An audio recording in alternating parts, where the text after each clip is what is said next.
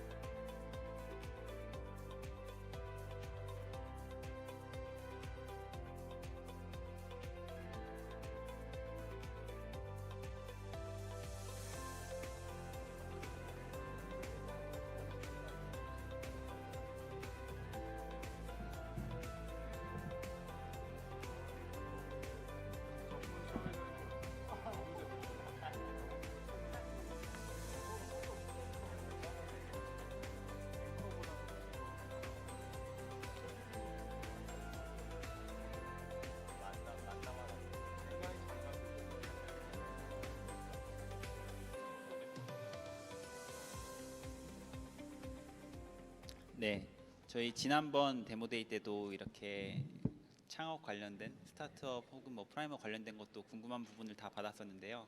오늘도 이제 궁금한 거 있으신 분들은 여기 앞에 나오셔서 1인당 질문 하나씩만 가능한 걸로 제가 미리 전달받았고, 그리고 하나의 질문에 대해서도 저희 파트너들 중에 이제 자기가 대답하기 제일 적합한 질문이다라고 하시면은 선별적으로 하시는 것으로 이제 알고 있습니다. 그럼 간단하게 예, 질문이 있으신 분들은 저쪽으로 와서 대기하시면 이제 질문을 여기서 하도록 그렇게 하겠습니다. 백이용 대표님부터 간단하게 소개를 해주실 수 있으실까요? 네. 반갑습니다. 저는 스트롱벤처스의 백이용이라고 하고요.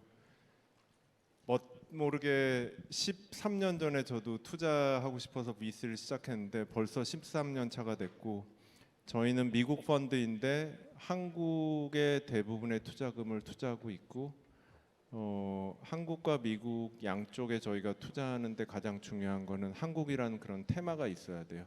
한국적인 사업이나 한국 그 파운더분들이 하는 사업에 투자를 하고 있고, 프라이머랑은 제가 벌써 6년째 베처 파트너로 활동하고 있고, 저희가 프라이머 회사에 후속 투자도 많이 하고 있고요.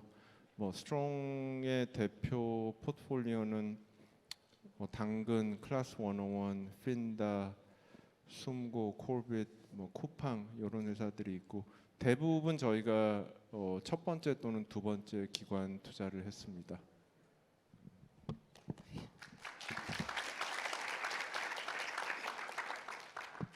예, 저는 프라이머의 권도균이고요.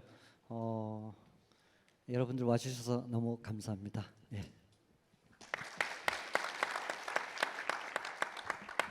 예, 저는 저 이기하라고 하고요. 지금 미국에 살고 있고 미국에 간 지 한 24년 됐습니다. 99년에 가서 원래는 이제 교수를 하려고 박사를 마쳤는데 이제 기공학과만 했거든요. 그래서 학부 4년, 그다음에 석사 2년, 박사 5년, 11년 동안 공부한 거를 포기하고 미국에서 이제 2005년에 사업을 했습니다. 그래서 사업을 했는데 그 당시에는 미국에는 사업한 사람이 진짜 없었거든요. 특히 IT 쪽은. 그래서 소위 말하는 개구생을 하다가 조금씩 이렇게 성장을 하다가 이제 매출이 좀 나기 시작하고 이제 수익이 났어요. 이제 펀딩 못 받았었고 그래서 이제 돈을 좀 벌기 안 시작하다. 받은 거 아닌가요? 하겠다는 데 있는 걸 아는데 거절했다가. 아닙니다. 예. 근데 권동희 대표님 이제 귀인을 만났죠. 제가 이제 어떻게 만났냐면 마이 리얼 트립이 처음에 진짜 못했거든요. 근데 마이 리얼 트립 현재 실리콘밸리 그 여행 가이드를 하셨어요. 가이드. 예. 예. 우리 프라이머는 이렇게 회사를 위해서 가이드도 합니다. 그래서 가이드를 해서 이제 IT 기업이 없으니까 저희 회사에 방문해 주신 거예요. 그래서 그때 마일트를 만나서 보니까 꽤 잘하고 있네 이렇게 해가지고 저를 이제 프라이머 펀드 2부터 시즌 2부터 초청을 했습니다. 그래서 그때가 2012년이거든요. 그러니까 지금 보면 횟수로 13년. 지글지글하다. 네, 그때 그래서 프라이머를에서 만나서 지금까지 하고 있습니다. 그래서 프라이머에 그때 벤처 파트너 계속 일을 했고 그러다가 이제 프라이머 뜻이 너무 좋더라고요. 그러니까 성공한 창업자들이 후배 창업자를 돕자는 마음에서 이제 권동희 대표님이나 크래프톤의 장병규 대표나 아니면 다음에 뭐 이재용 위태경 이런 분들이 성공했으니까 그거를 이제 페이 포워드 정신으로 해가지고 후배 창업자를 돕자는 마음이 너무 좋아서 되게 열심히 했어요. 그러니까 제가 했던 창업보다도 프라이머 되게 열심히 했고 그러다가 제가 이제 미국에도 이런 게 좀 있으면 좋겠다. 그러니까 한인 창업자를 투자하는 미국 펀드를 이제 배경 대표님도 원래 좀 잘하고 계셨지만 그런 걸 또 만들면 좋겠다고 해가지고 저도 이제 배경 대표님을 따라서 저희도 펀드를 만들어서 하고 있습니다. 그래서 프라이머 사제 파트너스라는 미국 VC고요. 그리고 한인 창업자를 전 세계에서 투자를 합니다. 그래서 비슷해요, 스트롱이랑. 그래서 지금은 이제 프라이머 팀도 많이 투자를 했고, 그래서 저는 이제 미국에 거주하고 있어서 혹시 미국에 글로벌 진출하거나 아니면 뭐 미국에서 하고 싶은 그런 쪽에 앵글이실 때 저희 쪽에 지원하시면 될 것 같습니다. 네, 이상입니다. 네, 저는 노태준이라고 하고요. 저는 7년 전에 프라이머 배치 11기로 지원해서 그때 프라이머한테 첫 투자 받았었고 그 당시에도 파트너분이 저 말고 이렇게 세 분이셨거든요. 그래서 전 또 이기아 대표님이 담당 파트너셔서 6개월간의 익셀레이팅 과정 거치고 그렇게 하다가 저희 팀이 이제 당근마켓 초기에 당근마켓 처음 사업팀을 꾸릴 때 저랑 개발자가 같이 합류하게 됐어요. 그래서 당근마켓에서 한 4년 좀 안 되게 있었었고 그래서 앞으로 뭐 할까 또 창업할까 뭐 할까 생각하다가 창업 너무 힘들잖아요. 창업 너무 힘든데 그렇게 말하면 창업자들을 어떻게 mentoring? 제가 빨리 가세요 집에. 네, 더 잘할 수 있는 일이 제가 스타트업 하면서 배운 것들 그리고 당근이 유니콘으로 커가면서 배운 것들을 이제 잘 알려드릴 수 있을 것 같고 그리고 그게 좀 더 임팩트가 큰 일인 것 같아서 이제 프라이머의 시즌 6 이제 파트너로 또 인바이트 해주셔서 참여하고 있고요. 한 2년 정도 됐습니다. 그래서 저는 소프트웨어 만드는 것도 좋아하고 또 이런 팀 만나는 것도 좋아해서 참 네, 재미있게 잘 하고 있습니다. 반갑습니다. 자, 이제 여러분들 이제 굉장히 많이 남으셨는데요. 이제 질문 있으신 분들은 여러분들 보시기에 좌측 앞으로 나오시면 이제 질문을 저희가 받고 또 저희 그 답변을 하도록 하겠습니다. 예. 이제 한 분당 저희가 해보니까 질문이 3개가 있는데요. 막 이렇게 하시는데요. 그래서 하나씩만 질문하시도록 하면 좋겠습니다. 네, 안녕하세요. 제가 처음부터 듣지를 못해서 앞부분을 못 들어서 조금 아쉽긴 한데 제가 궁금했던 점은 요즘에 챗 GPT 시대여서 이제 그런 답변에 대한 저작권이 누구에게 있는지 그런 거에 관해서 굉장히 궁금한데요. 그러니까 예를 들면 어떤 사람이 질문을 했을 때 거기에 대한 답변을 해주고 거기에 대해서 저작권이 나눠 가지는 그런 시스템이 되어 있어야 하는데 어떻게 보면 저장소를 같이 공유하고 좋은 그 저작권에 대해서만 그거에 대해서 저작권을 주다 천천히 보니까- 하시면 죄송합니다. 심호흡 한번 하시고 예. 네. 그 어, 저작권이라는 게 네. 그 이제 챗GPT한테 질문을 하면은 그 챗GPT가 답변을 했을 때 그 챗GPT 답변에 대한 저작권인가요? 아니면은 질문한 사람의 저작권인가요?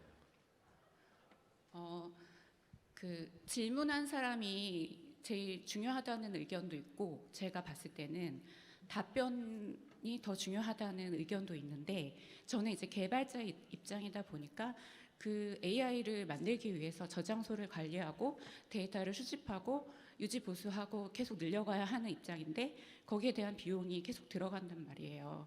그리고 당근마켓도 어떻게 보면 그러한 서비스를 할 때 안전에 관해서 굉장히 신경 써야 될 부분이 많은데 그런 대면 서비스를 할 때는 그러한 점을 염두에 두고 그런 사이드 이펙트를 분명히 고지하시고 가이드라인을 세운 다음에 그런 답변에 관한 저작권도 만약에 회사가 가져간다고 한다면 나눠주는 게 맞지 않을까 생각해 봤습니다. 네, 죄송합니다.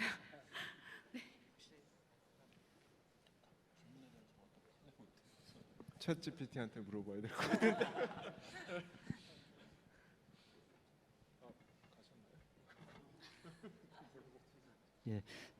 사실 이 이슈는 되게 국제적으로 논의가 되고 있는 이슈이고 결론이 있는 이슈는 아닌 것 같아요. 이제 챗GPT가 학습한 데이터 원소스에 대한 저작권을 챗GPT가 어떻게 얻을 것인가, 또는 이제 이계 대표님 말씀하신 것처럼 챗GPT가 그 답변한 그 답변 내용의 저작권이 누구한테 있는 건가, 이런 데는 아직 정리가 안 된 걸로 알고 있고 국제적으로도 다 지금 이게 논의 중에 있는 건데 뭐 어쨌든 이거에 합리적으로 어떤 결론이 내려지지 않겠나 생각이 있습니다. 예, 좋은 질문인 것 같습니다. 네. 근데 저희가 웬만하면 스타트업과 창업에 관련된 질문들을 더 잘 대답해 드릴 수 있는 분들이어서 그런 질문들 많이 해주시면 좋을 것 같고 이 마지막에 또 질문이 몰리더라고요. 그래서 혹시 있으시면 빠르게 나오시면은 좋을 것 예, 같습니다. 미리 와서 줄 서셔야 아마 시간도 좀 절약하고요. 저희가 지금 이 공간을 쓸 수 있는 시간이 얼마 남지 않아서 저희가 5시에 딱 끝내야 되거든요. 그래서 앞으로 한 50분 정도 시간이 남아 있습니다. 네, 많이 나오고 계시네요. 다음 하실 분들이 미리 이렇게 줄 서시면 대기하고 계시면 좋겠습니다. 안녕하세요. 좋은 자리 마련해 주셔서 감사합니다. 저는 SK텔레콤에서 근무하고 있고 가짜 연구소 마이크 조금만 가까이, 왠 뒤에서는 안 들릴 수 네, 있으십니다. 알겠습니다. 가짜 연구소라고 하는 비영리 머신러닝 커뮤니티를 운영하고 있습니다. 제가 궁금한 점은 저희 커뮤니티가 조금 더 발전해서 사업성을 갖는다고 한다면 지금은 비영리지만 많은 커뮤니티들은 교육 사업 쪽으로 많이 가고 있는 것 같아요. 근데 제가 바라는 쪽은 비영리 연구 쪽에 대한 관심이 있는데요. 인공지능 비영리 연구라고 생각을 하면은 이전에는 되게 막막했었는데 최근에는 오픈 AI가 그런 것에서 발전해서 상업적으로 큰 성공을 이뤘다고 생각을 하거든요. 그런 부분에서 한국에서도 그런 비영리 연구가 가능할지, 가능하다면은 어떤 부분을 주력으로 준비해서 그런 투자를 이끌어낼 수 있을지 이런 부분들이 궁금합니다. 비영리 연구라고 하면은 어떤 쪽이 있을까요? 사실 저는 크게는 두 가지라고 생각을 하는데요. 한 가지는 정말 비영리적이기 때문에 상업적인 주제가 아니라 좀 더 그냥 사소하고 재밌고 사람의 개인의 관심에서 시작되는 그런 연구가 있을 것 같고요. 그래서 그런 것들이 좀 더 저는 기초 과학에 연관이 되어 있을 수 있을 것 같고, 또 한 가지는 지금의 오픈 AI가 발전한 것과 유사하게 인공지능의 그런 도미넌트한 기술들이 한 회사나 한 개인의 의도에만 바이어스 되는 것이 아니라 좀 더 공적으로 많은 사람에 의해서 논의되고 발전되어야 하는 분야인 경우에 비영 연구가 될 수 있다고 생각합니다. 오픈 AI도 사실 비영리로 시작을 했었죠. 그래서 한국에서 그게 될 수 있느냐 없느냐의 문제는 뭐 한국이라고 뭐 굳이 안 될 이유는 없지 않는가. 다만 그걸 하는 사람이 얼마나 탁월한 능력을 갖고 정말 다른 곳에서 할 수 없는 만큼의 그 실력과 기술과 능력을 갖고 있느냐가 사실은 뭐 그게 비영리든 영리든 상관없이 그걸 해낼 수 있는가 아닌가 이런 생각이 든다는 점에서는 우리가 좋은 일을 하려는 의도보다 더 중요한 게 그걸 만들어낼 수 있는 역량이 훨씬 더 중요하고, 그 역량이 정말 오픈 AI 팀보다 더 높은 역량이 있다면 돈은 뭐 1조든 2조든 모일 수 있지 않는가 이런 생각을 가진다는 점에서는 그 일을 하려는 사람들의 역량이 저는 굉장히 중요하지 않나 생각을 하게 되네요. 예, 저도 잠깐 말씀드리면은 이제 사업하다 보면은 되게 뜻이 좋은 거 있잖아요. 뭐 예를 들어 환경을 위해서 내가 비영리를 만들어서 사업한다든지, 아니면은 뭐 불쌍한 사람들을 위해서 사업을 만들어서 한다든지 이런 회사들이 있는데 거의 다 아쉽게도 많이 망해요. 그 이유가 뜻은 너무 좋은데 스타트업을 해서 개발자도 뽑아야 되고 제품도 만들어야 되고 이렇게 하다 보니까 결국은 돈이 필요하거든요. 근데 돈을 해서 이거를 팔아야 되니까 결국엔 돈이 필요해서 이제 사업을, 그러니까 뜻은 되게 좋은데 결국에는 돈을 못 버는 거예요. 그래서 이제 이게 뜻은 좋은데 이게 양쪽 다 이거 두 개를 다 할 수는 없더라고요. 하지만 우리가 비영리 단체 중에서 잘 알고 있는 거는 위키피디아가 있죠. 위키피디아가 아직도 비영리 단체고 돈을 벌지는 않고 트래픽으로 해서 이제 도네이션을 받아서 하거든요. 광고 하나도 없어요, 위키피디아는. 그러니까 거기도 결국에는 사람들이 후원해 줄 수 있는, 그러니까 뭔가 그렇게 트래픽이 많거나 관심사가 있으면 사람들이 또 이렇게 어떻게 보면 저기 펀드레이징을 해서 하는 단체도 가끔씩 있습니다. 그러니까 정말 좋은 뜻이면 그렇게 어떤 기업에서 서포트를 받는다든지 이런, 결국에는 캐시가 들어올 수 있는 결국엔 소스는 결국 있어야 될 것 같습니다. 저도 한마디 해도 될까요? 한번 그 스스로한테 물어보면 좋을 것 같은 게요. 왜 내가 이런 비영리 이 사업을 하고 싶은지를 한번 물어보시면 좋을 것 같아요. 근데 제가 아는 많은 분들이 돈은 벌고 싶은데 뭔가 좀 선하게 벌고 싶다. 그래서 비영리 쪽을 하고 싶다 그러면요. 저는 학교에 가거나 그냥 교회를 만들려고 하거든요. 네. 그리고 오픈 AI를 가지고 뭐 비영리 얘기를 굉장히 사람들이 많이 하는데 저는 개인적으로 오픈 AI의 어디가 비영리인지 모르겠어요. 네. 이렇게 영리적인 조직이 처음에 이제 기업 구조 자체를 그렇게 시작을 했는데 약간 좀 이거를 잘못 이해하고 있는 것 같아요, 여러분들이. 네, 감사합니다. 예, 감사합니다. 예, 다음 분 질문을 받도록 하겠습니다.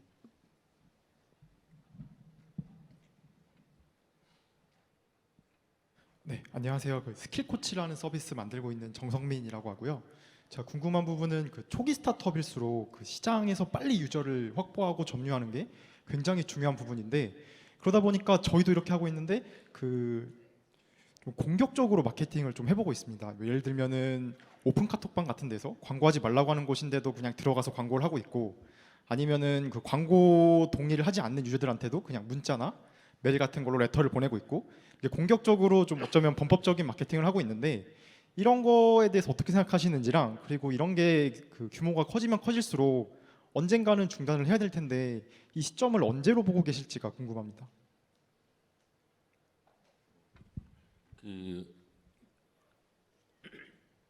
이제 여러분들이 제일 실수할 수 있는 게 마케팅을 막 처음에 해서 이게 트래픽이 올라간다고 생각하는데 많은 회사들 거의 90% 이상은 그 마케팅을 딱 끊었을 때 결국에는 트래픽 확 떨어지거든요. 제일 중요한 거는 프로덕트 마켓 핏이라고 해가지고 정말 이 좋은 제품이 프로덕트이 있고 이게 진짜 고객에 지금 맞게 제품이 나왔는지가 제일 중요한 것 같아요. 그러니까 아까 데일리 호텔 대표님도 오셨지만 이제 처음에 데일리 호텔도 그런 공격적인 걸 했어요. 예, 막 삼성 회사 게시판에 들어가가지고 막 거기다 이제 남기고 그리고 막 홍대 앞에 가가지고 정말 그 전단지도 뿌리시고 정말 소위 되게 발로 막 뛰셨는데 근데 그렇게 했을 때 고객들이 이제 여기 좋다고 하고 정말 싼 그 당일 호텔 예약할 수 있다는 그런 니즈가 있어서 프로덕트 마켓이 딱 맞았거든요. 그래서 트래픽은 계속 올라갔죠. 쭉 그렇게 공격적 해서 그렇기 때문에 처음에 이렇게 공격적 마케팅을 하다가 이제 이거가 트래픽 계속 올라가고 그 다음에 이걸로 자연스럽게 계속 성장할 수가 있어야 돼요. 그러니까 그걸 딱 끊었을 때도 그때쯤에 이제 뭐 마케팅 계속 해야겠지만 그래서 그거를 잘 보면 좋을 것 같아요. 그래서 이게 마케팅 경력은 계속 해야 되거든요. 그래서 끊지는 않겠지만 예, 계속 그 제일 중요한 건 프로덕트를 잘 만들었는지가 제일 중요할 것 같습니다. 예. 저도 한마디 한다면 이제 뭐 실리콘밸리나 해외에서 스타트업은 성장이다. 예, 뭐 이런 얘기를 많이 하는데요. 뭐 그 말에 본 의미도 의미 있는 말이라고 생각하는데 그게 좀 많이 오해된다는 생각이 들고 스타트업은 오히려 성장보다 고객이 좋아하는 걸 만드는 게 훨씬 더 중요하다. 고객이 좋아하는 걸 안 만드는데 돈으로 부어서 성장을 만드는 건 가짜 성장이거든요. 그래서 이게 대표님 말씀하신 것처럼 돈을 끊으면 펀딩이 끊어지는 이제 우리가 워런 버핏이 말한 것처럼 벌거벗고 수영장에서 수영한 사람이죠. 물이 빠지면 누가 벌거벗고 수영했는지 드러날 거다라고 한 것처럼 이제 그렇게 되는 거죠. 그래서 이게 성장이 고객이 좋아해서 성장하는 건지 우리가 이걸 들이부어서 마케팅을 하면 성장하거든요. 그래서 성장하는 거지. 막 경품 넣고 막 할인 쿠폰 넣고 막 하면 로아스 500% 나오고 이렇게 하거든요. 그렇게 그렇게만 성장하면 안 되고 그 코어에 고객이 좋아하는 서비스, 좋아하는 제품을 만드는 게 훨씬 중요하고 지금 말씀하신 그런 거는 성장을 위한 공격적 마케팅이 아니라 그렇게 얘기는 우리가 좋아하는 제품 만들어도 뭔가 고객에게 알려야 되잖아요.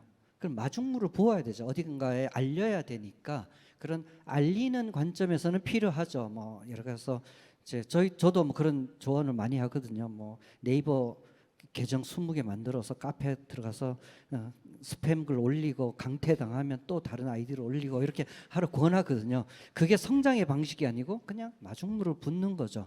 사람들이 알면 그 다음에 좋아하면 그 다음에 리텐션이 생기고 바이럴이 생기는 이 사이클이 돌아야 이게 돌아간다는 점을 알 필요가 있습니다. 그래서 공격적 마케팅이라는 말을 제가 스타트업 때 들으면 되게 두려워요. 투자하기가 겁나요. 공격적 마케팅으로 성장하는 게 아니라 고객이 좋아하는 걸로 성장하는 게 좀 느리더라도 그게 스타트업이 해야 할 일이라는 저는 그렇게 권하고 싶네요. 저도 똑같은 얘기를 제 버전으로 얘기를 하면은 가장 좋은 마케팅은 가장 좋은 제품인 것 같아요. 예. 이 말은 실은 100년 전에도 사실이었고 지금도 똑같고 앞으로 100년 후에도 그 사실일 것 같아요.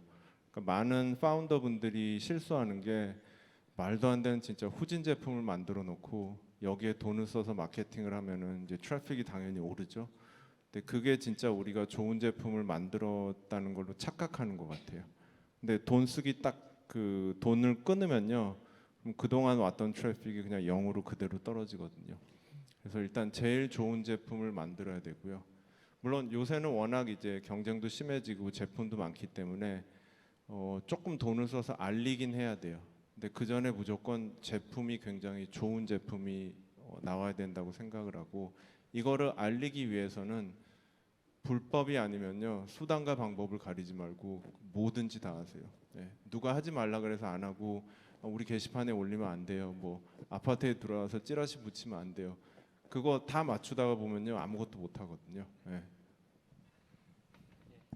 네, 감사합니다.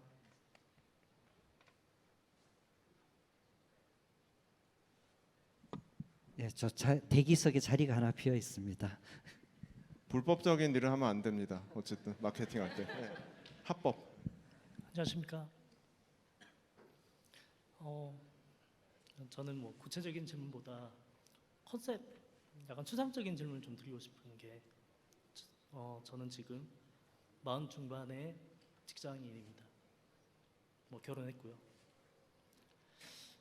10년 전쯤에 고민을 했어요. 창업을 할지 아니면 직장 생활을 할지. 뭐 좋아하는 거, 잘하는 거, 영역에서 잘하는 걸로 돈을 벌자. 직장 생활을 택했습니다. 그때 생각했었던 창업 관련된 아이디어 노트를 최근에 다시 좀 들여다보게 되었어요. 또 그 10년 전에 고민을 또 지금 하고 있습니다. 좋아하는 걸로 창업을 하는 게 맞는 건지, 잘하는 걸로 창업을 하는 게 맞는 건지, 약간 답은 없는 것 같지만 의견을 좀 듣고 싶습니다.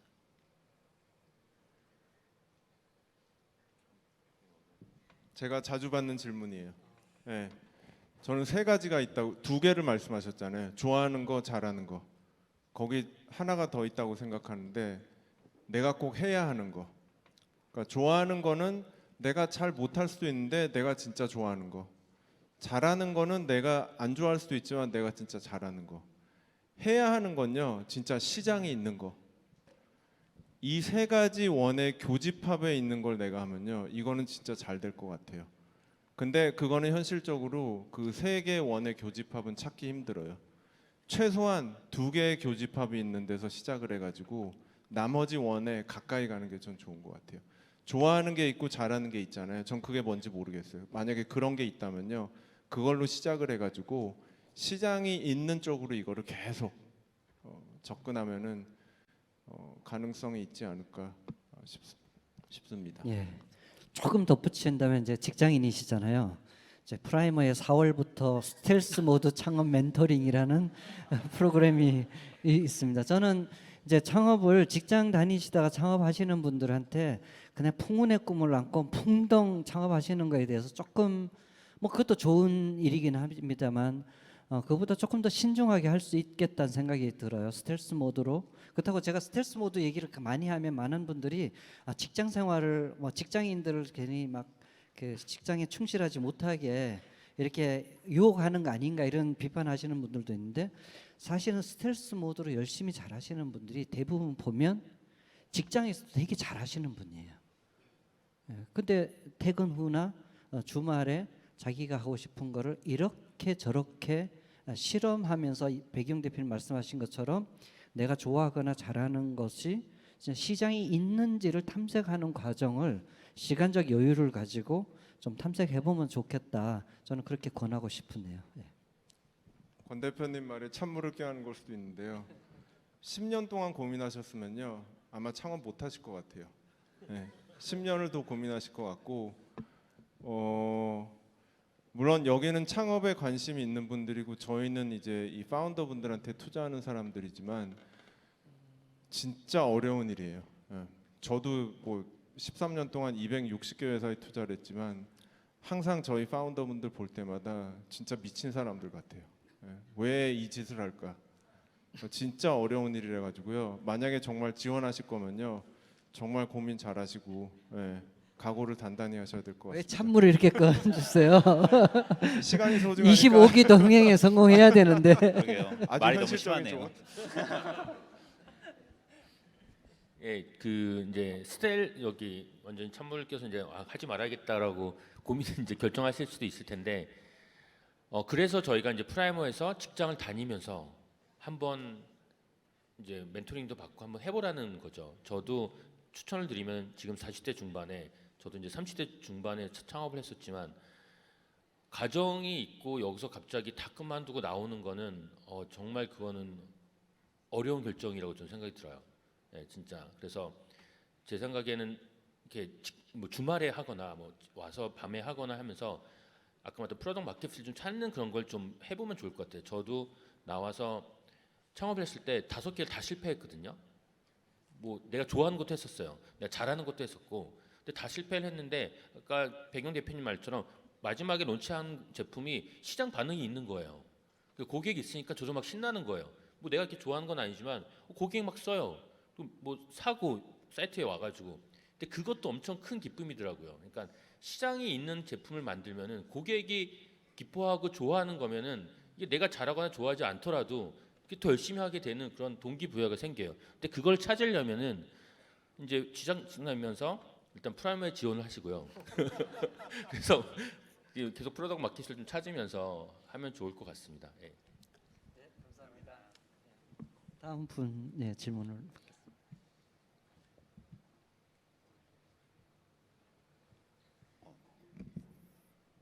네, 안녕하세요. 저는 그 학생들에게 수학과 습관을 가르치고 있는 선생님인데요. 그래서 이제 교육 앱도 하나 만들어서 이제 앱도 하고 온라인 센터도 하고 오프라인 센터도 하고 있는 사람입니다. 근데 제가 이제 궁금한 건 이제 부트스트랩핑과 이게 자생을 하는 것과 투자를 하는 그 타이밍에 관한 질문입니다. 저는 이제 제가 해봐야 된다는 생각으로 앱을 한 2년 반 전에 만들어서 외주사에도 떼어보고 그 해야 되는 모든 시행착오를 다 제 돈으로 한 상태여서 지금 앱을 운영하고 있거든요. 그래서 5명에 있는 팀원들이 뭐 작지만 매출도 하고 뭐 몇백 명이 쓰고 있는 그런 서비스를 만드는데 제 유니버스 자체로는 흑자가 나기는 해서 유지는 할 수 있습니다. 근데 여기 와서 발표를 들어보니 흑자인데도 불구하고 투자를 받고 있는 회사들이 있잖아요. 네, 어떤 면에서는 이제 투자를 받으면 돌아갈 수 없기 때문에 최대한 이제 몸빵을 하다가 투자를 받는 게 좋다는 조언들도 있어서 현재 그냥 자생하고 있는 저 같은 창업자들에게 어떨 때 투자를 받으면 좋고 혹은 어떤 타이밍에 약간 노크를 하거나 혹은 이런 스타일은 투자를 받는 게 좋고 아니면 안 좋고 이런 자생과 투자 사이의 스타일 차이에 대해서 궁금합니다. 이것도 이제 프라이머 홍보 좀 해야 될 것 같거든요. 예, 예, 뭐 들어가셔서 들으셔도 되고요. 예, 괜찮습니다. 예, 이제 저는 투자가 두 종류가 있는 것 같아요. 이제 프라이머 같이 이제 엑셀러레이팅 레벨에서의 투자, 그다음에 그 다음 스테이지의 뭐 시리즈 A나 B 같은 투자는 좀 다른 영역이라고 생각을 하고요.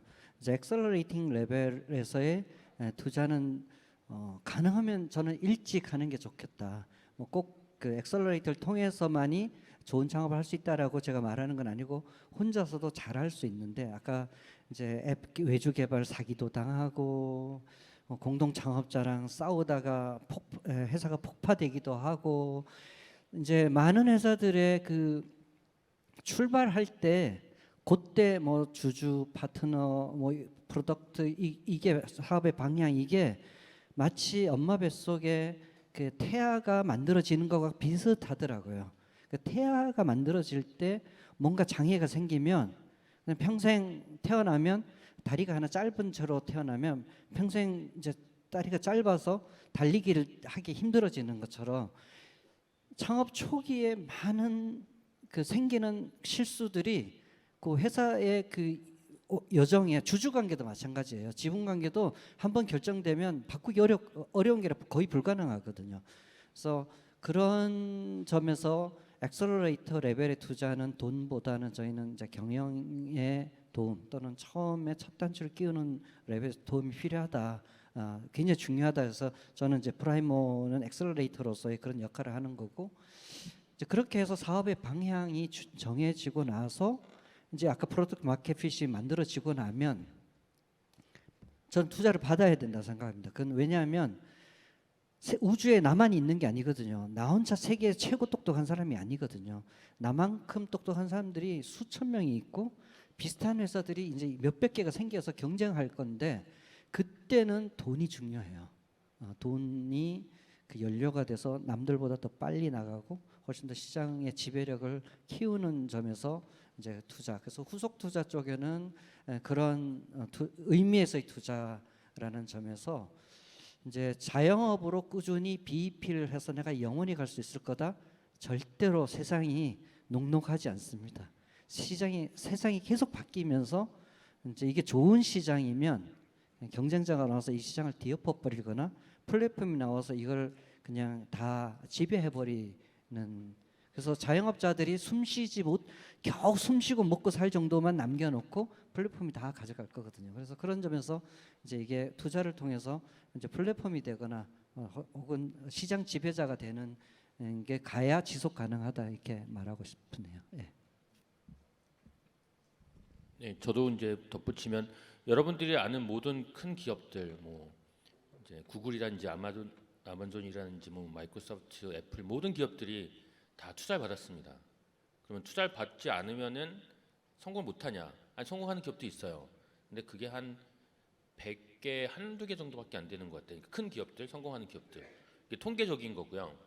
그럼 투자를 왜 받아야 되나라고 했을 때, 저렇게 아까 말씀하신 것처럼 수익이 나도 투자를 받았을 때 투자자들을 어떻게 보면 좋은 투자자를 만나면 돈뿐만 아니라 저 이제 프라이머 같이 멘토링도 해주고 문제 날 것들을 미리 얘기해주고 도와줍니다. 그러니까 시리즈 A, B, C 계속 받을 때 그 각각의 다음 라운드에서도 돈만 넣는 것이 아니라 여러 가지를 도와줍니다. 예, 이사에서도 해주고.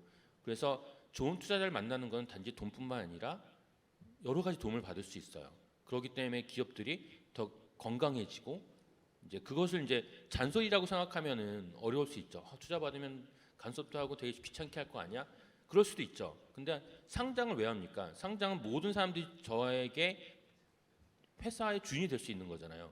그러면 더 깨끗하게 경영을 해야 되고 다 지표를 보여줘야 되는 것입니다. 그렇기 때문에 투자를 너무 무서워하지는 않고, 만약에 투자 받을 수 있으면은, 그래서 그리고 아까 질문하면 언제쯤 투자를 받아야 될지, 그거는 이제 본인의 어떤 그런 생각에서 좀 차이가 있을 텐데, 처음부터 투자 받을 수도 있고요.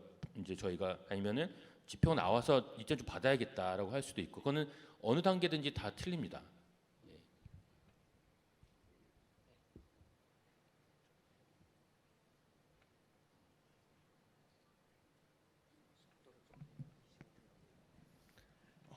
네, 안녕하세요.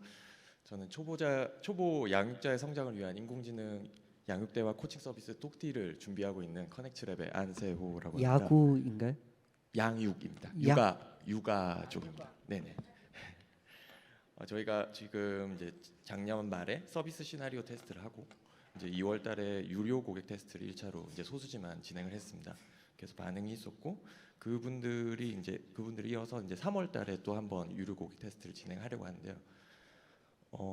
이제 저희가 성공의 길로 가려면, 좀 더 그 성공 쪽으로 가려면, 그리고 24기는 시원하게 떨어졌었는데 25기 때 프라이머를 만나 뵙고 이제 저희가 더 잘할 수 있게 도움을 받으려면 아이템 소개를 뾰족하게 하는 것부터 시작해서 MVP 개발하고 테스트하고 특허 출원하고 자동화율을 높이는 것, 저희가 이제 대화 분석을 하다 보니까 자연어 처리 모델을 업그레이드를 해야 되는 상황이고, 그걸 숙제를 풀어가고 있습니다.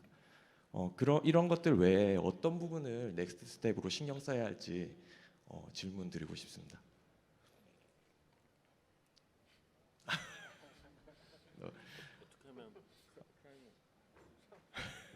어떻게 하면 프라이머가 뽑히냐, 이 질문인 것 같은데요. 네. 고객 수가 매우 작습니다. 지금 아까 말씀드린 유료 고객이 테스트로 하신 분 2분이었거든요. 이제 하이퍼로컬 육아 커뮤니티 쪽에다가 이제 공고를 올리고 이걸 구매를 진행하도록 했는데 9만 원을 내고 2주 동안 코칭을 받으신 분 2분이었고 2분에 대한 피드백은 좋았습니다. 근데 이게 전부일 수가 없잖아요. 그리고 이걸 통해서 프로덕트 마켓핏이 맞춰졌다라고 볼 수는 없기 때문에 넥스트 스텝에 대해서 조금 조언을 구하고 싶습니다.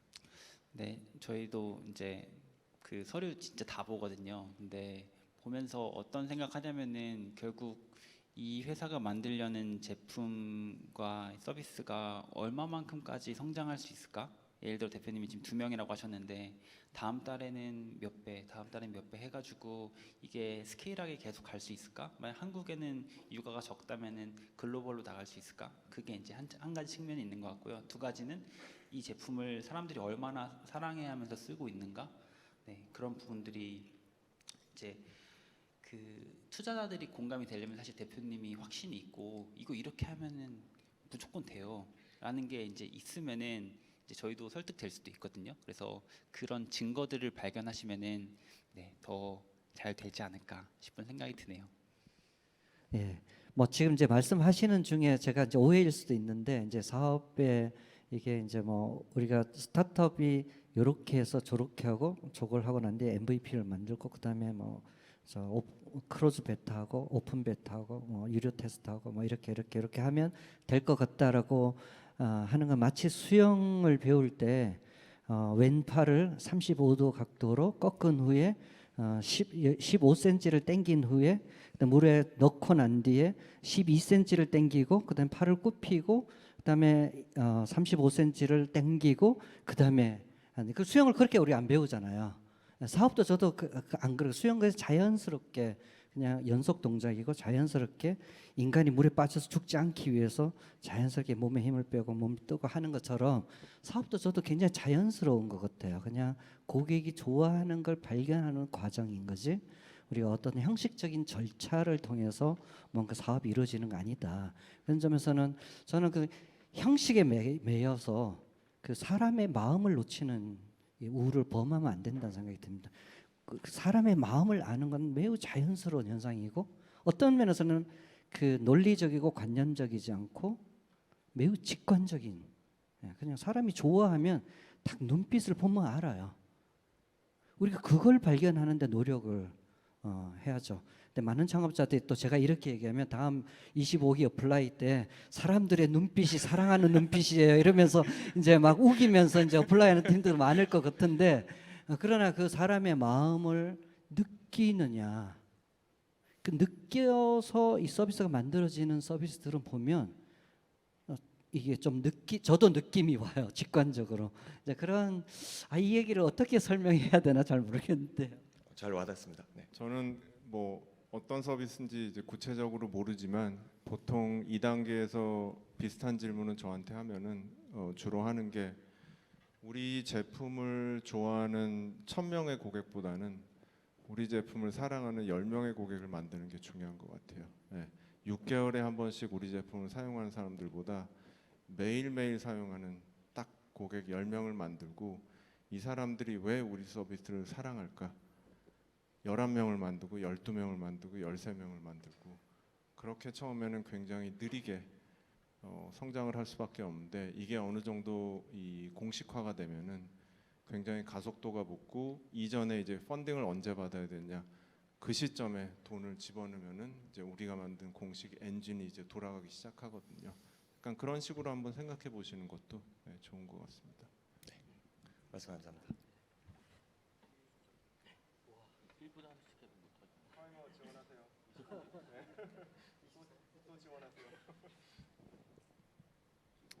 네, 안녕하세요. 그 앞선 분들이 너무 수준 높은 질문을 해주셔서 굉장히 좀 두렵기도 한데 한번 해보겠습니다. 저는 지금 공사 현장과 그 중노역 기술자를 매칭시켜주는 플랫폼을 기획하고 있습니다. 공사 현장과 중노역 기술자를 매칭시켜주는 서비스를 중노역? 중노동 그러니까 이제 인부들이나 뭐 이런 분들을 지칭합니다. 그래서 그분들을 매칭시켜주는 서비스를 기획하고 있는 단계입니다. 그리고 특정 지역을 정의해서 그 특정 지역에서 PMF를 검증해보는 이 비즈니스 모델이 잘 작동되는지 실험을 해보려고 하고 있습니다. 지금까지는 이제 제 상황에 대해서 소개를 드렸고 제가 궁금한 부분은 투자에 관한 부분인데요. 투자에 아까 전에 A씨와 V씨 이렇게 두 가지 종류가 있다고 하셨는데 투자 유치에 보통 두 가지를 본다고 하더라고요. 하나는 이제 학력과 두 번째는 창업 경험 이렇게 본다고 하는데 저는 이제 이번 창업 실험이 처음이기 때문에 창업 경험도 없습니다. 그리고 학력도 제가 그렇게 좋지 않은 대학교를 다녔었고 자퇴를 지금 한 상태이기 때문에 두 가지 조건 모두 충족이 되지 않은 상황인데요. 이런 상황에서도 PMF를 검증하면 A씨 투자를 받을 수 있을지 굉장히 좀 의문스러운 질문을 드립니다. 아주 쉽게 답하겠습니다. 프라이머는 학력 전혀 안 봅니다. 그리고 뭐 창업 경험 전혀 안 봅니다. 그 모델이 정말 현실 세계에 존재하는 모델이냐? 그다음에 그 창업자가 그 일을 해낼 수 있는 사람이냐. 그건 학력과 전혀 상관없다고 생각해요. 그래서 프라이머는 모르겠습니다. 다른 VC들은 좀 다를 수도 있는데 프라이머는 전혀 지금까지 15년간 학력이나 이거를 조건으로 넣지 않고 안 보고 있고요. 예. 할 수 없이 써서 보이는 건 어쩔 수 없는데요. 그러나 저희는 그걸 조건으로 보지 않습니다. 다음 프라이머 피칭 때 뵙겠습니다. 네, 저도 간단히 말씀드리면 이제 투자자마다 다 결정하는 게 틀리거든요. 저는 이제 세 가지를 많이 보는데 첫 번째는 창업자의 능력입니다. 이제 그 능력이라는 게 여러 가지 있을 수 있잖아요. 팀을 잘 만들었는지, 처음에 엑스큐션을 잘했는지. 두 번째는 시장을 봅니다. 이게 시장이 정말 커질 것인지. 그러니까 누가 연탄 장사를 한다 그러면 우리 투자 안 합니다. 왜냐하면 사업이 계속 줄어들 거니까요. 그래서 이 시장이 정말 큰 것인지를 보고. 근데 세 번째는 그래도 지표가 있으면 지표를 봅니다. 지표가 아까 배경 대표님 말씀한 것처럼 진짜 건강한 지표인지. 그래서 이게 빨리 성장할 수 있는지. 그래서 그 세 가지를 저는 주로 보고 있습니다.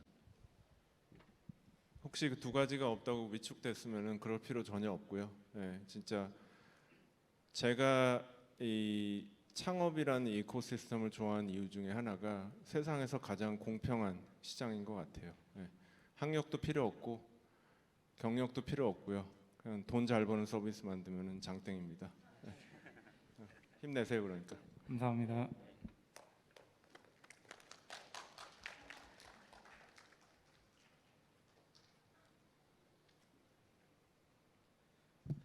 안녕하세요.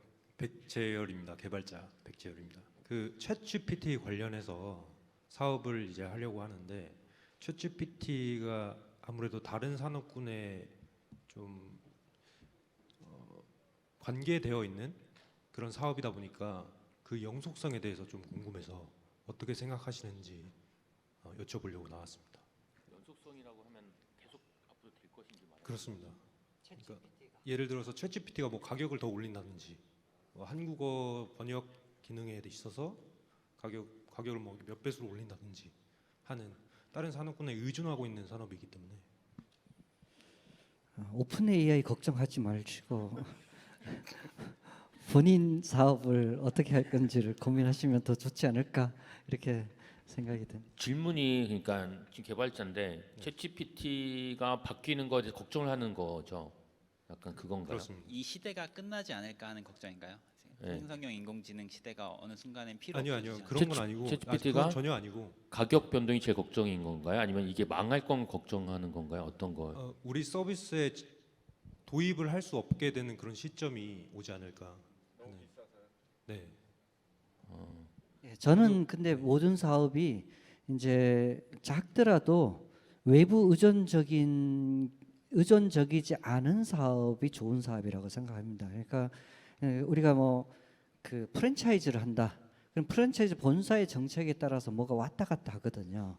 뭐 쿠팡에서 뭘 판다. 그러면 쿠팡이라는 플랫폼에서 처음에 매출 오르지만 쿠팡의 정책에 따라서 뭐가 왔다 갔다 하거든요. 지금도 마케팅 같은 경우는 이제 쿠키 정책이 어떻게 되냐에 따라서 또 왔다 갔다 하거든요. 외부의 변수에 너무 의존적인 사업을 하면 이제 외부의 변수의 이익 때문에 내 사업에 영향을 안 받는 영역에서 사업을 하면 좋겠다. 작더라도. 그래서 그런 점에서 챗GPT에 너무 의존적인 사업을 만들면 그건 되게 좀 그 앞으로 그 좋은 사업이 되기에 조금 이제 넘어야 할 산이 많아진다 생각이 들고요. 다만 또 이제 다른 관점에서 본다면 챗GPT가 지금 잘 나가지만 세상에 혼자 다 먹는 세상은 없는 것 같아요. 그래서 구글도 있고 이제 좋은 인공지능 서비스도 나와서 이제 점점 이게 엔트로피의 법칙, 점점 평준화돼서 혼자 다 먹지 못하고 이게 나누어서 평준화되면서 가격을 무제한으로 올릴 수 있는 독점적 지위를 갖는 일들이 이제 좀 그 뭐랄까 잘 안 되는. 심지어는 끝에 가서는 뭐죠? 정부가 독점 소송을 걸어서 이걸 독점을 해체시키는 일까지도 만들어져서 이게 만들어지기 때문에 또 가격이 너무 높아져서 이게 뭐 서비스가 안 될 정도로 그런 걱정은 안 해도 되지 않나 생각인데 저는 그러나 그럼에도 불구하고 외부에 너무 의존적인 사업은 그렇게 좋은 피하면 좋겠다 사업에서 그런 생각이 듭니다. 예, 권 대표님 말씀 부가적으로 하면은 챗GPT는 제가 생각하기로는 가격을 막 이렇게 올리지는 않을 것 같아요. 그러니까 적정 수준으로 계속 지속할 거고 너무 올라가면은 아까 시장 법칙에서 뭐 엔트로픽이라든지 뭐 미스트레이든지 뭐 라마라든지 다른 서비스가 또 작게 시장이 항상 그렇거든요. 그렇기 때문에 그거에 대해서 너무 걱정을 안 하셔도 되지 않을까 싶습니다. 알겠습니다. 감사합니다.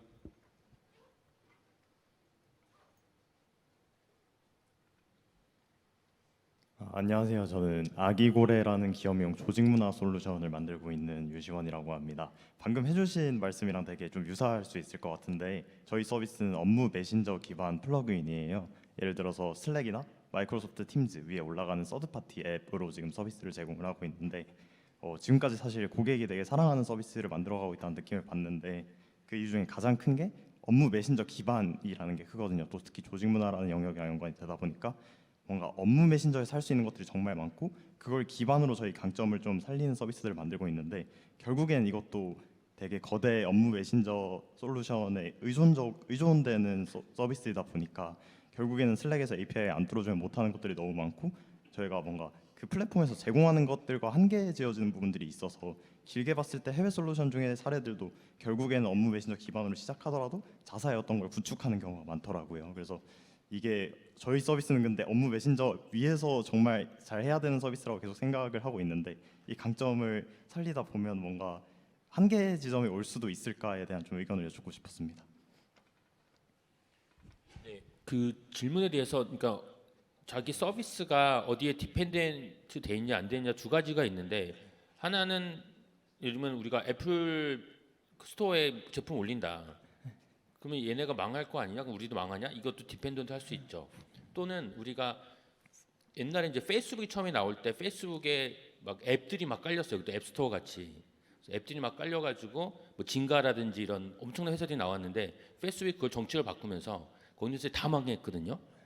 그러니까 이 두 가지 서비스에 대해서 만약 관장이 우리가 어디에 디펜던트냐에 따라서 회사 망할 수도 있습니다. 사실은. 만약 슬랙이 엄청 디펜던트인데 슬랙이 어느 순간 나 이제부터는 우리가 그냥 다 개발할래. 너네 다 나가.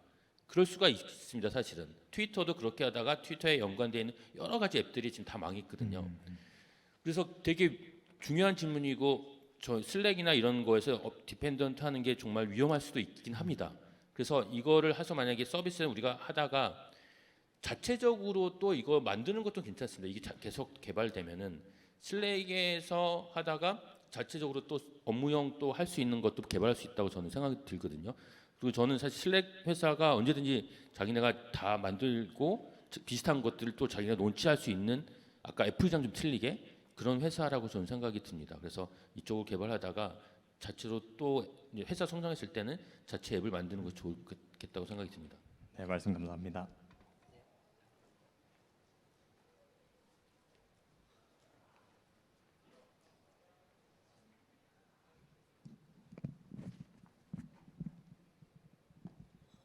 네, 안녕하세요. 저는 키터샵이라는 크리에이터 수익화 플랫폼을 운영을 하고 있는데요. 그 이제 회사가 성장하는 데 있어서 조직의 팀원들의 구성이랑 그 팀원을 어떻게 관리를 하는지도 굉장히 중요하다라고 생각이 되는데요. 지금 제가 운영하고 있는 회사는 제 지분이 100% 들어가 있고 제 자본으로 운영이 되고 있는 회사예요. 그런데 어떻게 이렇게 팀원들에게 동기부여도 하고 이렇게 하고는 있지만 어떻게 하면은 그들이 스스로 문제점을 찾고 좀 책임감을 가지고 할 수 있을까를 고민을 굉장히 많이 하고 있는데 어떠한 방식으로 하면은 좀 스스로 문제들을 찾고 어떤 일이 주어졌을 때 프로젝트를 끝까지 잘 완수를 할 수 있을지에 대한 방법을 좀 조언을 듣고 싶습니다. 예, 인류의 영원한 숙제를 질문하고 계시는 구석기 시대에도 아마 비슷한 질문이 있었을 것 같은 생각이 들고요. 이제 저는 그냥 사람은 안 변한다, 안 변한다. 그래서 채용이 중요하다. 예, 그래서 그다음에 채용했으면 그 사람들을 동기를 부여하는 일은 저는 이제 많은 스타트업들이 동기 이렇게 스톡 옵션을 주면 동기가 부여될 거다. 봉급을 올려주면 동기가 부여돼서 일을 열심히 할 거다라고 생각하는데 뭐 그 약간의 도움은 되겠지만 사실은 사람들의 우리 스스로도 그렇잖아요. 우리의 동기부여는 내가 즐거워야 돼요. 이게 내 일이라고 느껴져야 돼요. 내가 성취감을 느껴야 되거든요. 그래서 사람들의 동기부여는 사실 내 일이고 내가 주도적으로 하고 내가 성취감을 느낄 때 동기가 부여되지 누가 뇌물 준다고 마음이 즐겁게 그 사람하고 일하지 않거든요. 직원들한테 뇌물 주면 안 된다. 뇌물 줘서 자발성을 못 만든다. 그러면 우리 회사의 문화가 자기 주도적으로 자기 일이 명확해지고 자기가 주도적으로 자기 했는 일에 대해서 되네? 내가 했네? 내가 성취감 있네? 이런 느낌이 들도록 일을 구조 만들고 또 조직을 만들고 문화를 만드는 게 직원들에게 자발적으로 그 일을 만들어낼 수 있도록 하는 거라고 저는 생각을 합니다. 네, 저도 짧게 붙이면은 저희가 이제 엄청나게 많은 회사를 보잖아요. 그러니까 뭐 1년에 막 1000개 회사를 보는데 이제는 회사를 딱 봤을 때 회사에 들어가서 정말 이 팀 회사에 딱 들어갔죠. 오피스에 들어갔는데 사람들만 봐도 대충 알 수 있을 것 같아요. 그러니까 진짜 열심히 하는지, 그럼 망할 회사인지 아니고 이렇게 어떻게 보면은 뭐 퇴근 시간만 기다리는 직원들인지. 근데 그럼 대표는 어떻게 그럼 이 사람들을 열심히 해서 해야 되냐가 질문인데. 막 때려야지. 이게 열심히 하면은 팀이 열심히 하면은 회사가 좋은 제품을 만들잖아요. 그렇기 때문에 막 열심히 하자고 하는데 그러면 열심히 어떻게 시킬 거냐? 그거는 제 생각에 첫 번째 비전을 좀 보여주고 우리 이제 이런 거 할 거다. 그리고 이 사람들이 만들었을 때 그 제품 계속 디벨롭되고 그것을 자기가 한 거에 성과를 보여주면은 그러면 동기가 부여돼요. 그리고 직원들은 팀원들은 지표가 올라갔을 때 진짜 우리가 이번 달에 뭐 1000만 원 벌었는데 다음 달에 1200만 번다. 뭔가 팀원들은 그런 거에 엄청난 열정을 느끼거든요. 월급이나 아니면은 스탁 옵션보다도 그게 가장 제품이 개발되고 진척 사항이 있고 고객이 쓰는 것이 저는 가장 큰 모티베이션이라고 생각합니다. 그리고 월급이나 스탁 옵션만을 보고 들어온 사람들 오래 못 가더라고요. 그러니까 처음에 뽑을 때 진짜 이 팀이 진짜 우리랑 진짜 혼신을 합쳐서 그러니까 한 마음으로 해서 할 수 있고 그 제품을 할 수 있는 사람을 뽑아야 된다고 저는 생각이 들고 그렇게 또 어떻게 동기부여는 가장 큰 거는 우리가 회사가 발전을 해야 됩니다. 회사 발전을 못하면은 결국은 직원 나가게 됩니다. 감사합니다. 저희가 이제 5분이 남았어요. 지금 몇 분이 남으서 계시는 건가요? 5분이신가요? 예. 이규호 팀장님, 우리 저기 서 계신 5분만 하고 안 돼요? 한 분만 하자고요? 두 분 죄송합니다. 서 계신 분들은 나머지 3분은 따로 밖에 나가서 제가 답변 드리겠습니다. 예, 2분까지만 아니 여기 요 분하고 포함해서 2분까지만 죄송합니다. 밖에서 따로 하시죠. 안녕하세요. 저는 컬트 커뮤니케이션의 대표 박한재라고 합니다. 저희는 일본 그 로컬에서 그 한국 연예인들 이벤트 콘서트를 기획 제작을 현재 하고 있고요. 저희가 지금 일본 현지에다가 그 이커머스 그 어플을 하나 제작하려고 지금 그 펀딩 준비를 많이 하고 있습니다. 근데 사실 요새 그 저희가 벤치마킹 하고 있는 그 업체가 그 일본에 현재 한국 업체 중에 그 누구라는 업체가 하나가 있어요. 근데 그 업체가 지금 인스타그램 그 팔로워에서 피드에 그 쇼핑몰로 연동이 돼서 이제 매출이 일어나는 구조를 갖고 있길래 저희는 그 한국 팬덤을 이용해서 한류 그 티켓을 팔다 보면 그 엄청난 팬덤의 그 회원들이 들어옵니다. 순간적으로 막 10,000명씩 들어오고 뭐 몇천 명씩 들어와서 회원을 그 인스타그램에 올리는 거는 사실 문제가 없거든요. 그거를 저희가 갖고 있는 그 제작 예정인 그 어플에다가 지금 그 팔로워를 넣을 수가 있는데 사실 이 부분이 제가 이 아이템이 굉장히 난 좋다고 생각을 해서 제가 그 이런 제안서를 여기저기만 넣었어요. 근데 지금까지 그 심사역들 분의 어떠한 분이나 제가 미팅을 한번 갖자고 본 적이 저한테 연락 온 적이 없었거든요. 그래서 과연 제 아이템이 이게 지금 굉장히 뭐 경쟁력이 없는 건가? 아니면 한국 팬덤을 이용해서 남들이 지금 갖고 있는 현재 갖고 있는 그 누구에 갖고 있는 팔로워 60만이 올해 매출 목표가 700억이라고 하더라고요. 근데 저는 사실 1년 정도 되면 팔로우는 한 100만 정도는 모을 수는 있거든요, 사실.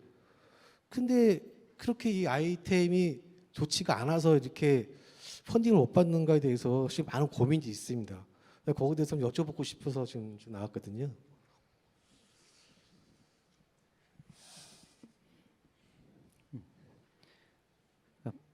펀딩 없이는 100만 명 못 모으나요? 그 왜냐하면 그 한국 연예인이 일본에서 활동을 하려고 하면은 그 상영 비자를 받아야 됩니다. 그럼 저희가 일본 현지에 지사를 만들어야 돼요.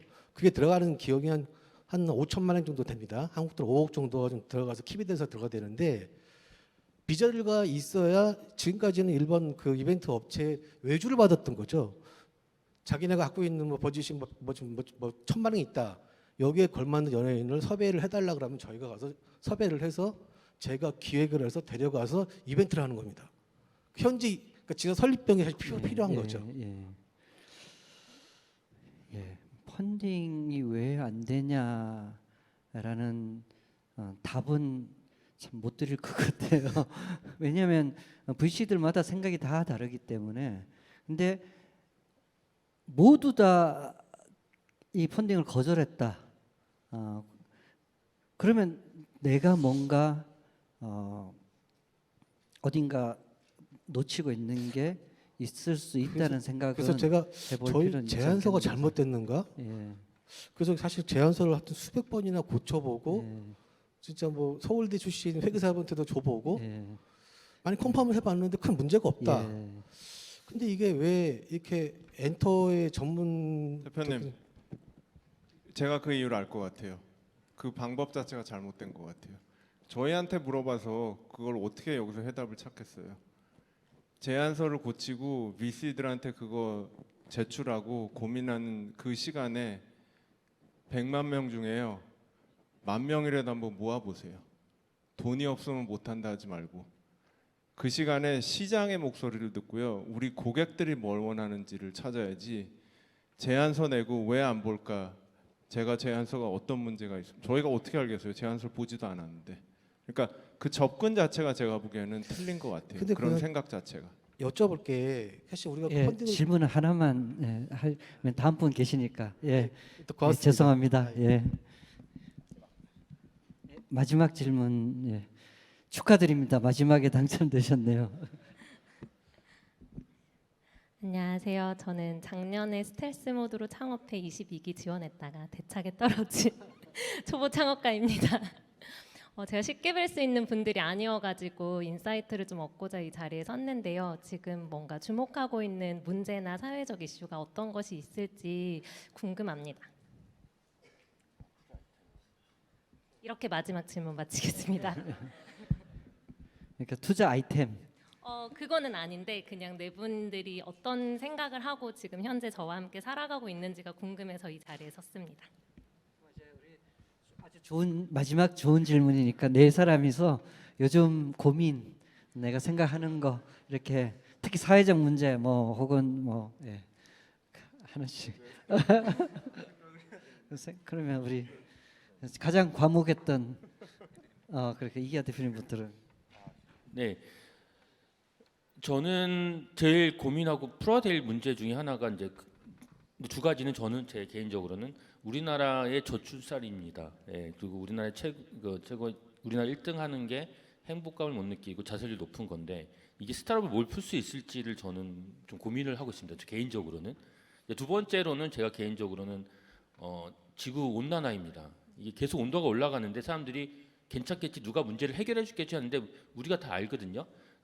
내년에는 더 안 좋아질 거를 알고 있고 10년 뒤에는 더 안 좋아질 거고 근데 누군가 다 기다리고만 있어요. 그래서 이걸 풀지 않으면은 이제 지구가 아까 우리나라가 이제 그러니까 인구가 줄어드는 것처럼 이것도 문제가 되게 큰 거거든요. 그래서 여기도 저희가 투자도 많이 하고 보고 있는데 저는 이 두 가지가 되게 우리나라 이 인구고 그다음에 전 세계적으로는 지금 지구 온난화입니다. 네, 저도 뭐 비슷한데요. 그러니까 프라이머가 투자 되게 잘하는데 이게 50년 후에도 계속 할 수 있는 국가적인 환경이 될까에 대한 의문이 있어요. 왜냐하면 그때 되면은 노인들만 있을 것 같은데 그럼 미션 드리븐 같은 팀들만 투자할 수도 없는 거고 이게 과연 우리나라가 계속 지속 가능성이 있을까? 우리가 기업을 보는 것처럼 국가적인 차원에서의 구조적인 게 좀 문제가 많지 않을까? 근데 이거를 개별적인 사람이나 스타트업이 해결할 수 있을까에 대한 의문은 좀 있고, 네, 그런 고민이 좀 있습니다. 네, 전 노태준 파트너랑 비슷한 생각인데 저는 관심이 프라이머예요. 예. 예. 그리고 저는 이제 계속 제가 뭐 자주 그런 얘기를 했지만 성공은 크거나 유명한 게 성공이 아니고 지속 가능한 게 저는 성공이라고 생각하고 이 프라이머가 진짜 지속 가능할 수 있을까? 앞으로 지금 15년 했는데 앞으로 30년 후에 또는 50년 후에도 이 색깔을 바꾸지 않고 극초기 스타트업들에게 마중물을 붓는 그리고 뭐 크게 만들 것도 아니고 저희 펀드 사이즈도 작고 근데 이게 지속 가능하게 50년 후에 50년 후면 전 죽고 없을 거거든요. 제가 죽고 죽고 없어도 프라이머가 이 정신을 놓치지 않고 지속 가능하게 계속 초기 스타트업을 계속 돕는 기관으로 영속할 수 있을까? 얼마나 영속할 수 있을까? 얼마나 지속할 수 있을까가 사실 저는 제일 저는 요즘 이제 관심사입니다. 좀 개인적인 얘기긴 합니다. 저는 투자 관점에서는 그 분야를 이렇게 보진 않아요. 유행을 타지도 않고 그러고 저는 포화된 시장이라는 건 없다는 항상 그런 믿음을 갖고 있어가지고요. 그 어떤 분야에서도 새로운 사업이 나올 수 있고 그 어떤 분야에서도 디스럽션이 나올 수 있다 그래서 뭐 유행은 쫓아가지 않고 그냥 뭐 접하는 모든 사업을 보면서 괜찮은 거면은 뭐 투자를 하는 그런 이제 이 성격을 가지고 있고요. 개인적으로는 전 요새 생명 연장을 어떻게 하면 할 수 있을까? 네, 굉장히 관심 많아요. 생명 연장. 네, 지금 뭐 90살 오래 살고 싶으세요? 오래 살고 싶다기보다는 어떻게 하면 더 건강하게 살 수 있을까? 아시겠지만 미국에서는 생명 연장 관련된 스타트업들이 되게 많고 별의별 방법을 다 써요. 뭐 젊은 사람 피를 뭐 수혈받고 뭐 진짜 여러 가지 방법이 있는데 약간 인류가 더 건강하게 오래 살 수 있으면은 더 많은 거를 또 할 수 있지 않을까라는 그런 좀 생각을 하고 있습니다. 좋은 질문 감사합니다. 예. 저도 하나 더 첨가하면은 가셔도 됩니다. 감사합니다.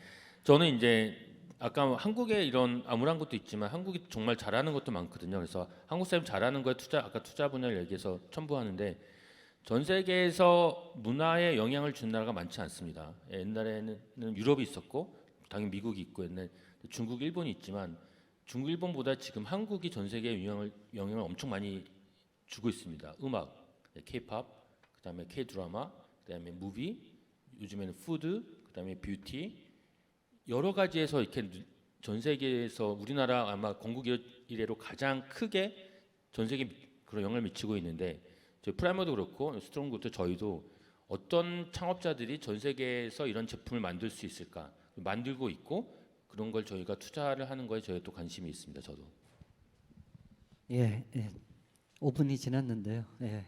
이렇게 많은 분들이 이 번외 경기에도 이렇게 참여해 주셔서 끝까지 경청해 주셔서 너무 감사드리고요. 저희 이제 가을에 25기 모집을 하거든요. 프라이머 팀들 중에는 4번, 5번, 6번 어플라이하고 프라이머 클럽 팀들이 된 팀들이 꽤 많이 있습니다. 그동안 제 진화하는 것을 저희한테 보여주고 그 진화를 입증하니까 저희가 투자했고 그렇게 하셨는데 25기도 어플라이해 주시고 또 저희는 이제 24기를 봄에 이제 선발을 했거든요. 이제 24기 데모데이는 또 가을에 열릴 테니까 그때도 다시 한번 뵈면 좋을 것 같습니다. 예, 감사합니다.